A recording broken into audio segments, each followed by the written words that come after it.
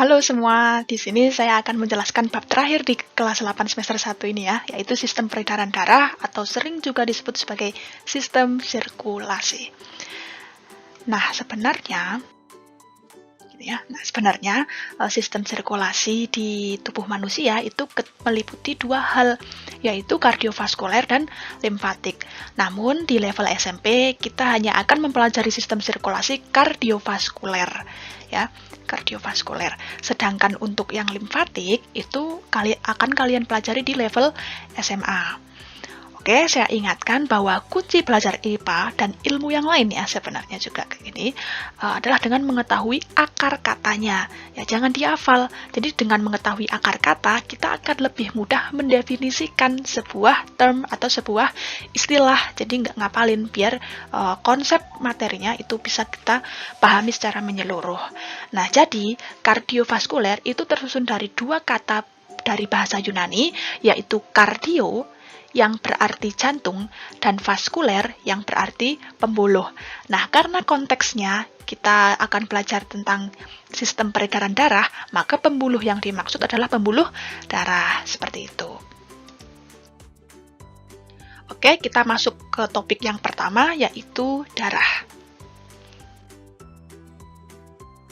Kalau kalian mensentrifugasi darah, gitu ya, akan didapat wujud seperti ini ya. Ada 4 lapisan larutan gitu. Nah, lantas apa sih sentrifugasi itu? Jadi sentrifugasi adalah teknik memutar gitu ya, memutar untuk membedakan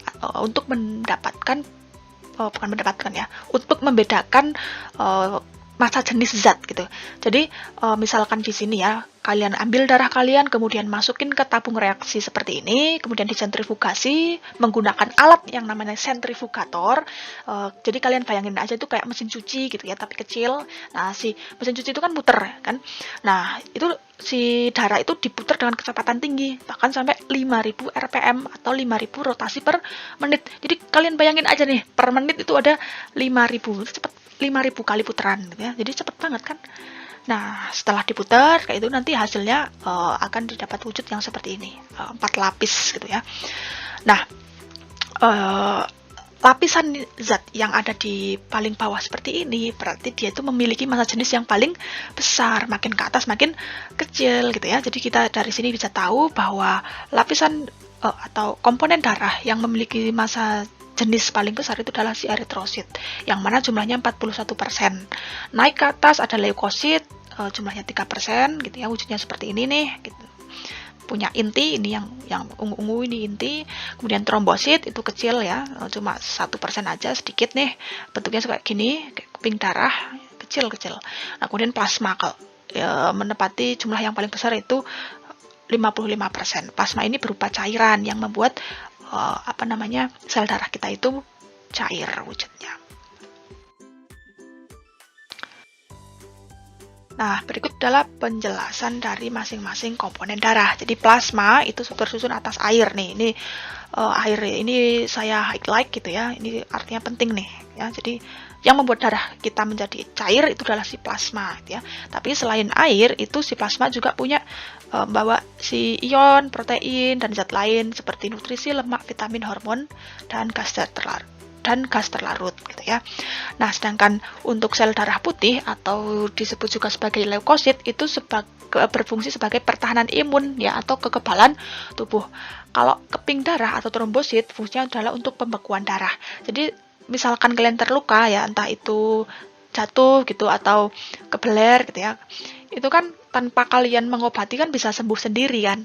Nah, itu meskipun agak lama gitu ya, kalau dengan diobati sih penyembuhannya lebih cepat gitu ya. Cuman kenapa sih bisa sembuh sendiri? Nah, itu adalah peran dari si trombosit ya untuk membekukan darah. Bayangin kalau nggak punya gitu ya, terus pas kalian terluka darahnya keluar terus dong. Nah, kalau darahnya keluar terus nanti bisa jadi anemia gitu ya. Nah, yang terakhir adalah si sel darah merah atau eritrosit. Jadi si sel darah merah ini fungsinya untuk mengangkut oksigen dan karbon dioksida serta nutrisi dan sari-sari makanan gitu ya. Nanti kita belajar detailnya di belakang. Oke, nah ini adalah gambar tulang gitu ya. Jadi produksi sel darah kita ya, semua sel darah, baik sel darah putih, sel darah merah maupun keping darah atau trombosit itu diproduksi di sumsum tulang. Jadi sumsum tulang itu yang tulang bagian yang ini ya, yang berongga ini, yang kropos-kropos ini gitu.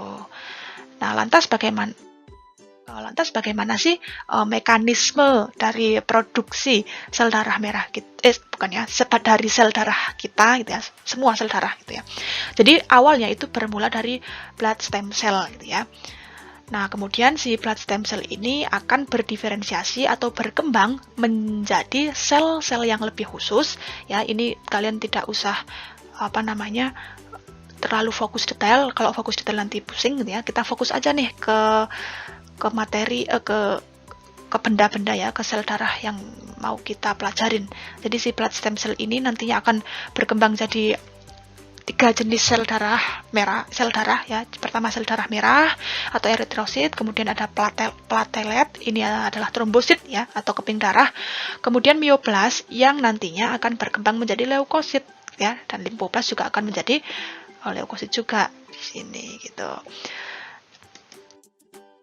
Oke, nah sekarang kita bahas dulu yang paling spesial nih, yaitu si leukosit. Karena leukosit ini intinya paling unik gitu ya, dan dibedakan menjadi 2 berdasarkan ada tidaknya granula.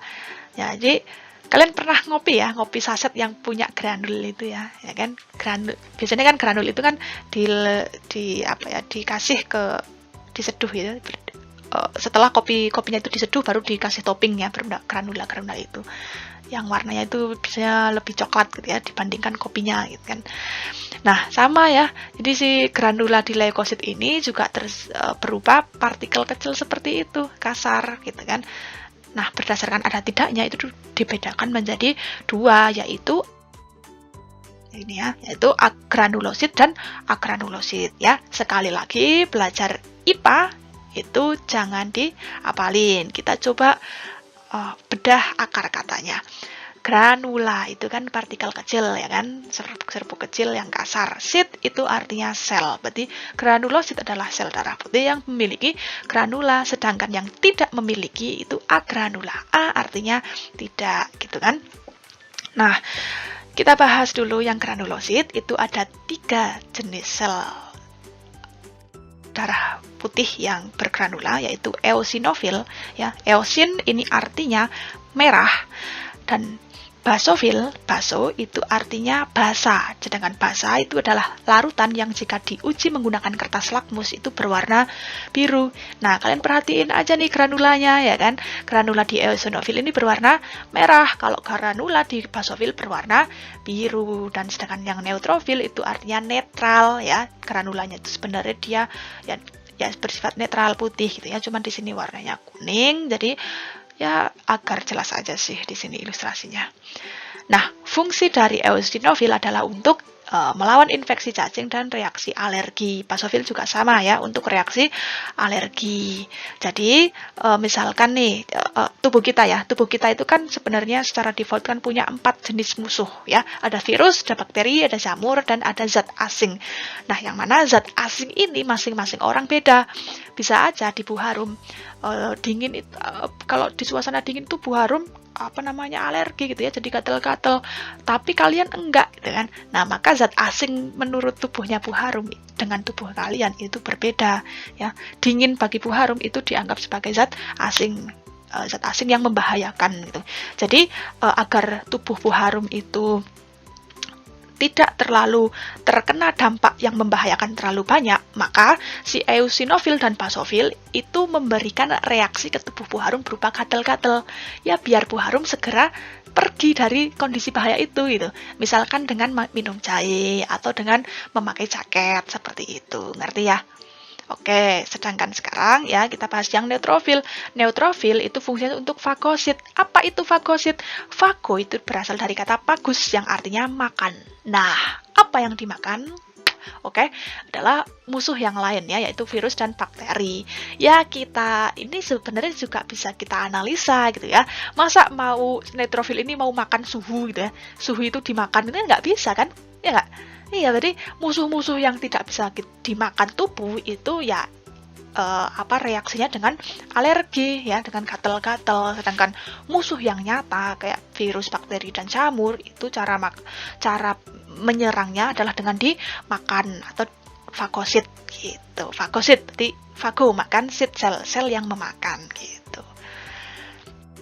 Nah, sekarang kita bahas tipe yang kedua yaitu agranulosit. Di sini limfosit itu fungsinya untuk melawan infeksi akut gitu ya, sedangkan monosit itu untuk mencerna sel yang rusak atau yang mati dan melawan infeksi virus dan bakteri. Jadi konsepnya adalah kalau si musuh-musuh kita nyerang tubuh, yang pertama nyerang adalah si granulosit gitu ya. Misalkan ada zat asing gitu ya, maka sel yang akan menyerang pertama ya eosin sama basofil. Cuman kalau mereka kalah, nanti bakal dilanjutin nih sama monosit gitu infeksinya. Reaksi infeksinya gitu ya. Maksudnya bakal dilanjutin sama limfosit gitu ya. Kalau eosin dan basofil itu kalah, nanti bakal dilanjutin oleh limfosit gitu ya. Nah, sedangkan kalau neutrofil kalah, nanti bakal dilanjut sama si monosit gitu. Oke. Ngerti ya? Oke, kita lanjut. Eritrosit. Nah, eritrosit itu bentuknya seperti ini, bulat. Nah, kalau dari samping kayak gini. Nah, bentuk seperti ini disebutnya sebagai bulat bikonkav. Bi artinya dua, konkav artinya cekung nih, ya ada dua cekungan atas bawah gitu ya. Nah, secara molekuler ya, kalau diperbesar eritrosit itu terdiri seperti ini ya, dari 4 heme.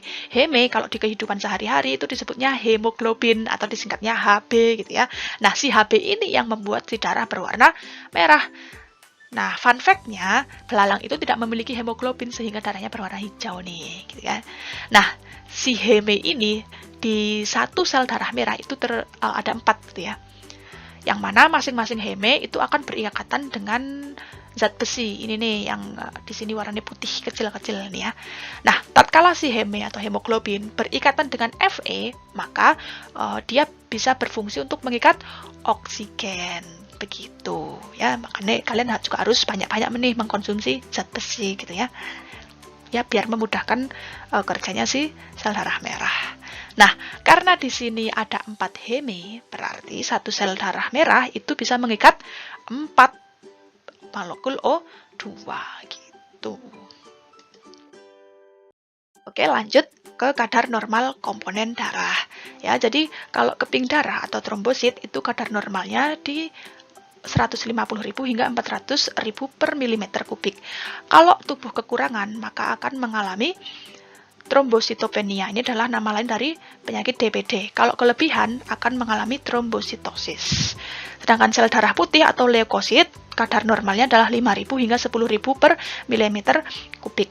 Kalau kekurangan, maka akan mengalami leukopenia. Kalau kelebihan, akan mengalami leukositosis atau kanker darah. Nah, tadi kita kan udah ngerti bahwa leukosit itu kan ada yang fungsinya untuk fagosit gitu ya, untuk memakan. Nah, tatkala si sel darah putih ini kok malah jumlahnya sangat banyak ya, melebihi, maka si sel darah putih itu bukannya memakan virus dan bakteri, tapi karena kekurangan makanan gitu ya, karena temennya terlalu banyak, ya maka si sel darah putih ini justru memakan sel-sel tetangganya ya, memakan sel-sel tubuh yang sehat gitu. Nah, kondisi ini adalah kondisi yang diderita oleh penderita kanker darah gitu. Nah, yang kadar normal yang terakhir yaitu sel darah merah atau eritrosit. Ini kadarnya 4-5 juta per milimeter kubik. Kalau kekurangan bakal menderita anemia. Kalau kelebihan itu polisitemia. Jadi yang Bu Harum tampilin di sini itu kan sebenarnya adalah komponen darah yang bentuknya padetan kan. Nah, cuman karena si sel darah merah atau eritrosit ini jumlahnya yang paling besar gitu ya, dan kalau dia itu jumlahnya terlalu banyak, melebihi 5 juta, ya maka darahnya akan mengental. Apa yang terjadi kalau darahnya mengental? Nah, ini kasihan ya si jantungnya, karena dia harus ngepompa lebih keras. Bayangin, kalau kalian itu memompa air gitu ya, air putih dibandingin sama oli gitu ya, oli yang udah kental maksudnya, berat mana? Iya, berat oli gitu kan. Nah, sama, maka ya sel darah merah nggak boleh kelebihan begitu. Oke, kita selanjutnya bahas golongan darah ya. Ini topik terakhir di pertemuan kita hari ini ya. Jadi sebenarnya golongan darah itu ada 30 sistem, tapi kita belajar satu aja ya biar enggak pusing. Jadi gini, awal ditemukannya golongan darah itu di tahun 1901 ya oleh orang yang namanya Karl Landsteiner. Jadi Karl Landsteiner ini waktu itu kan lagi perang dunia gitu ya, banyak orang yang terluka, kemudian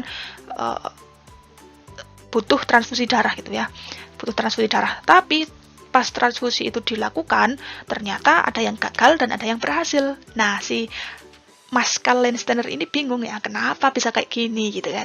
Nah, terus diteliti nih. Nah, ternyata setelah diteliti, si Mas Karl Landsteiner ini menemukan surface protein atau protein permukaan pada eritrosit yang dikode ya. Jadi protein ini muncul ya karena kode dari DNA dengan alel IAIB yang mana dia gen dominan dan IO. Ini gen resesif. Nah, ini nanti DNA ini akan kalian pelajari di kelas 9 nih ya. Oke ya, intinya kalian ngerti dulu bahwa sel darah merah itu mengandung protein permukaan atau surface protein gitu ya. Nah, yang menyebabkan golongan darah itu menjadi bermacam-macam ya, nggak cuma satu. Makanya ada yang gagal dan ada yang berhasil. Nah, yang bakal kita pelajari adalah sistem ABO. Ini adalah sistem yang paling umum digunakan. Nah, jadi begini. Ini kan sel darah merah gitu ya. Ternyata itu ada 4 tipe pada manusia ya. Ada 4 tipe sel darah merah. Nah, kalian kan tadi udah ngerti bahwa ada surface protein gitu ya. Nah, surface protein atau protein permukaan itu adalah si antigen namanya ya. Jadi, ada 4 jenis antigen ya, ada 4 jenis sel darah merah yang berantigen gitu ya. Maksudnya gini. Tipe pertama itu antigennya bulat. Tipe kedua antigennya lancip. Tipe ketiga memiliki 2 antigen, bulat dan lancip. Tipe yang terakhir enggak punya antigen alias kosongan, zero gitu ya. Nah, kita anggap yang bulat ini A, yang lancip itu antigen B, maka yang punya keduanya ya antigen A dan antigen B. Nah, untuk sel darah merah yang tidak berantigen itu kan zero antigen. Nah, maka awal itu zero sebenarnya, bukan O. Cuman karena yang samping-samping yang jenis lainnya itu terdiri dari dinama ini dengan pakai huruf gitu ya, A, B gitu ya. Maka yang ini masa mau zero kan angka ya, maka diubah jadi O gitu. Nah, di samping antigen, tubuh kita juga memiliki antibodi gitu ya. Nah, lihat nih di sini, kalau antigennya A, maka antibodinya anti B. Nih, ujungnya kan beda kan. Jadi, kalau antigen B itu kan lancip, maka antibodi B ya lancip juga gitu. Nah, ini sama nih. Ini antigen A itu bulat, maka antibodinya ya bulat gitu. Nah, antibodi itu enggak boleh cocok gitu ya. Maksudnya gimana? Ini di antigen A. Nah, antibodinya ya harus yang lancip nih karena antigennya bulat. Kalau dia kan ini di satu tubuh, misal ketemu kan enggak masuk. Nah, kalau enggak masuk berarti aman nih gitu. Nah, sedangkan di tipe AB ya karena dia punya 2 jenis antigen, maka dia tidak memiliki 2 antibodinya gitu. Enggak memiliki sama sekali. Kebalikannya di tipe 0 atau tipe O, karena dia tidak memiliki antigen, maka punya antibodi dua-duanya juga aman. Lah, lantas apa yang terjadi kalau tubuh kita punya antigen dan antibodi yang cocok? Nah, kayak gini nih. Nah, misalkan ini ada orang yang antigennya B gitu ya. Gitu. Nah, kemudian dapat donor darah dari orang yang bergolongan darah A. Golongan darah B kan antigennya lancip. Golongan darah A itu punya antibodi, lancip juga, ya nggak? Nah, kalau ini ketemu, nah kan cocok nih. Nah, kalau cocok akan mengakibatkan si sel darah merah atau si eritrositnya ini mengalami penggumpalan dulu, aglutinasi. Setelah penggumpalan nanti menjadi pecah atau istilahnya itu hemolisis. Hemo itu darah, lisis itu pecah. Jadi sel darah merahnya pecah. Bayangin, sel darah merahnya pecah padahal fungsinya untuk mengikat oksigen. Jadi bisa nafas enggak? Iya kan nggak bisa nafas kan. Nah, itu yang menyebabkan kematian. Maka transfusi darahnya jadi gagal. Jadi kalau transfusi darah itu harus sejenis. Kalau golongan darah A ya transfusinya ke golongan darah A, B ya ke B, AB ya ke AB, O ya ke O gitu. Oke, paham ya? Oke, mungkin cukup sekian dulu ya pertemuan video penjelasan kita hari ini, biar enggak terlalu banyak juga, biar kalian enggak pusing gitu ya, enggak mual. Oke, selamat belajar, semoga sukses. Sampai jumpa di video yang selanjutnya. Bye bye.